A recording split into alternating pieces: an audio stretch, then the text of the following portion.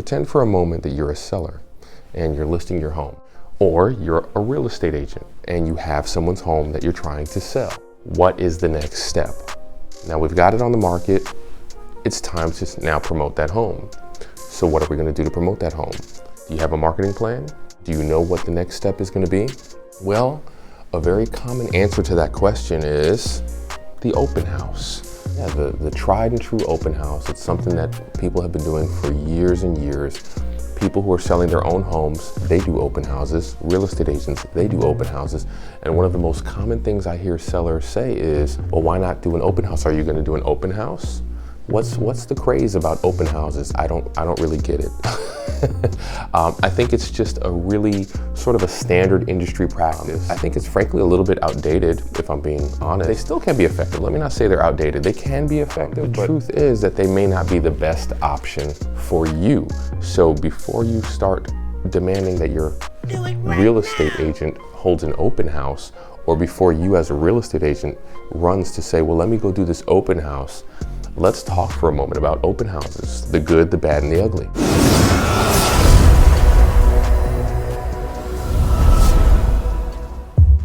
Now here's the real truth about open houses. Let's, for a moment, imagine that you're in the market to buy a home. Now, if you're just looking around and just glancing around, then yeah, maybe you might stop by an open house just to kind of, experience it. Enjoy the home, see what it's about, see kind of what's going on in your neighborhood. But if you're a really serious buyer, what does that mean? That means you're probably already pre-approved. You have the money to buy a home. It means you probably have a timeline and a plan and a need. You probably need to buy this home for whatever reason, and you want to buy it at a certain time. That's why you've gone and taken the steps. You probably have a real estate agent as well. Most first-time buyers are going to use real estate agents, and any buyer that's, there are some serious buyers out there who don't use real estate agents. I can't imagine why, but they do exist. Maybe they think they might be able to get a better deal if they contact someone who doesn't have an agent, and if they just work out the deal between them two and keep all the agents out of it. I don't know, perhaps. But nonetheless, you're already pre-approved, you're looking for a home, you're on a schedule. Now you want the best home that money can buy. So there are currently probably 4,000 homes on the market. And this is a really, really dry market as far as supply, right? That's why we see that buyers are having so much trouble these days, even finding a house for sale, because there's so little supply on the market.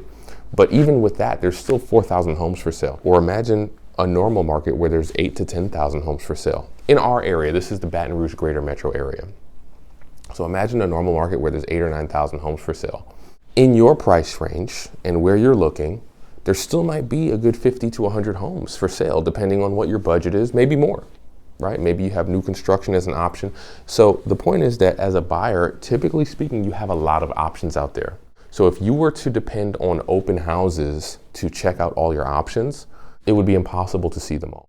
Because firstly, open houses tend to run at about the same time. Sunday 2 o'clock or Saturday 2 o'clock. So even if there were 10 different houses that you were interested in or wanted to find out more about, you're probably not going to be able to see all 10 because they're going to be running probably at the same time a lot of times. So if there are 50 homes, you're not going to be able to see them all in open houses. You're probably going to be looking online first. Your real estate agent's going to be doing the same thing. They're going to be going to their MLS, to their local board, and looking at all the homes and trying to narrow down that list. And then once you have that narrow list, you want to move quickly because you don't want one of the homes on your list to be off the market by the time you see it. So you're not going to wait for an open house. You're going to schedule a showing to go see it. So the real deal is that most serious, ready, willing, and able pre-approved buyers are scheduling their own showings. They don't need to wait for an open house. Well, that leaves typically not the ready, willing, and able, serious, pre-approved buyers. That typically is going to leave you with the, looky-loos, the people who are just kind of dipping their toes in the water, or the people who have nothing to do on a weekend. And they're just like, hey, I've got nothing to do. We can watch HGTV, or we can go do our live HGTV and go tour some really nice houses. I've looked at really nice houses with my wife on a Sunday. We see a really nice luxury home. There's an open house. We'll go in and take a look. Are we going to buy it? Zero chance. We have no intention to buy. We have no pre-approval. We're not even in the market for a home. So what's the point of open houses? Do they work? Is there even any point to run them? Now, in the beginning of the video, I said they can work, okay? They can work. Here's the deal with the open house. So for an open house to work, first of all, it's a lot of hard work for the agent. You really have to promote it heavily. Think of it as a party. You want a party or a club, right? A nightclub or a party. You want to get as many people in there as possible. You have to do some really heavy promotions. Maybe you have to have a gimmick, right? A club might have a famous DJ or a live act come to the club. Well, an open house, you might say, well, we're giving away food or drinks, or we have a snowball stand or an ice cream truck going to be parked outside. All those things might cost the agent some money to arrange. Hey, we're giving out some, come and get brunch, come and get mimosas at our open house. Okay, well, that's expensive. So, you might have some kind of gimmick. You want to have maybe some type of entertainment or something to do while they're in there. So maybe some snacks, maybe a little light music, maybe even some games if there's kids that come to the open house.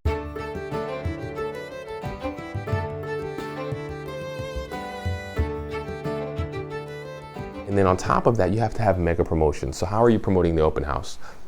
Again, how many flyers are you getting out there? Of course, you're promoting it online like you would promote anything else. You're going to put it on the MLS, all the big websites. I almost hate to even use the word because those big websites can be kind of like dirty words in our industry.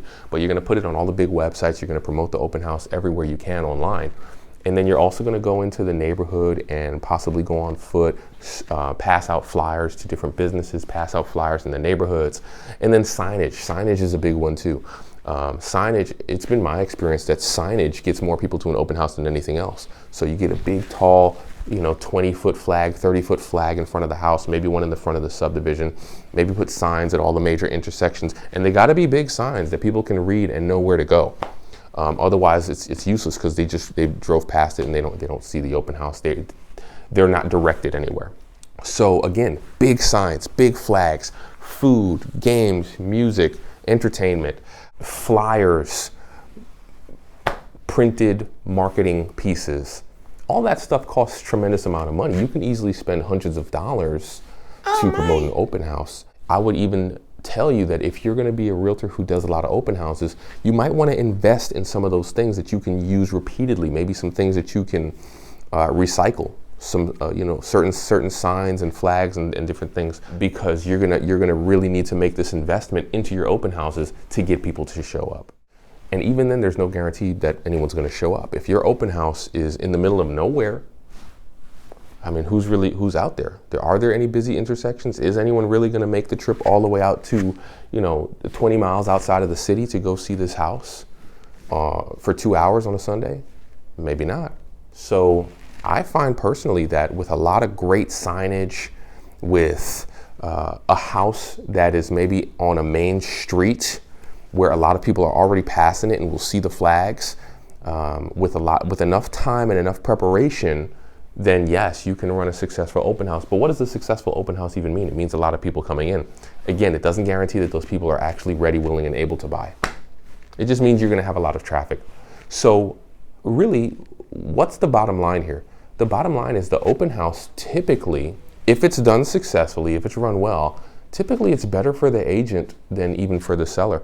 So sometimes agents love running them, not because they think it's going to sell the house, but an agent might run an open house to say, hey, look, if we get a buyer, great for this house, wonderful. But an agent might run an open house hoping to get a client in general, maybe someone who's not ready to buy today, but maybe down the road, the fact is these people are looking at homes, so maybe at some point they might be buyers. So that's why agents do like to run open houses, because they can get potential clients. They can get more buyers that way. It's typically more for the agent than for the client. It gives the agent an excuse to walk around the client's neighborhood and meet all the people in the neighborhood passing out flyers. Is someone going to move from down the street to here? Maybe, maybe not. Do they know someone who might want to move in their neighborhood? Maybe a relative or a friend? Possibly. But again, if that's the case, that person's probably already looking in that neighborhood. The neighbor probably already realizes that house is for sale and probably already told their friend about it before you could get them to the open house, because the open house takes some time to plan. You can't say, hey, I'm going to throw an open house tomorrow and start planning it today. No one will show up like any other party. You need a little bit of time. And typically, you don't even want your listings to sit there that long. I don't want my listings to sit for weeks and weeks. or even a week while I'm planning an open house. Ideally you want your listings to sell right away because you've priced it right, you've prepared the property, and it's beautiful and desirable, and you have people flocking to it, fighting over it. That's the ideal way to sell a property. Not let it sit for 2 weeks while you prepare a party. Long story short, it's more for the agent most of the time than for the actual seller. It's rare that someone's going to come to an open house and make an offer and buy the home.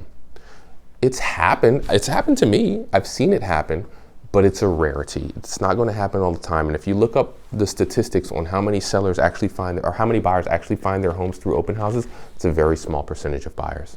So if I'm going to be spending $300 or $400 to run an open house, the question is not, hey, should I run an open house or not? The question is there a better way to spend that money? Do the research, figure out what marketing works best in your area. Maybe it is an open house. Maybe that's the best thing you can do. A lot of times it may not be. And maybe instead of saying to your agent, hey, I want you to run an open house, say, how much are you planning on spending on an open house? What other options do we have for that marketing budget that you have? How much are you going to be spending on marketing my home, and what options do we have to market it? You can take an active part in the marketing of your home by asking the agent what their marketing plan is, where they're going to be spending their money, how much they intend to spend. Those are valid questions. It's your house. It's really your money that they're spending. They're investing the commission that they hope to earn.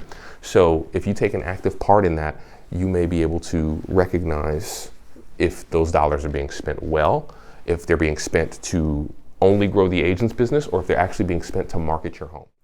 Sometimes it can be spent on both, and that's not a bad thing. I certainly wouldn't mind someone marketing my home, and if their business grows as a result of that, absolutely go for it. Wonderful. Win-win situation. But I don't want you throwing money down the toilet, in essence, to build your business while you're not really marketing my home, but just doing something to sort of appease me and pat me on the head and say, hey, I'm doing something for you. So if that's the case, then please don't run an open house for my home. If it's not going to be effective, if it's not really going to sell my home, use that money and spend it somewhere else, please.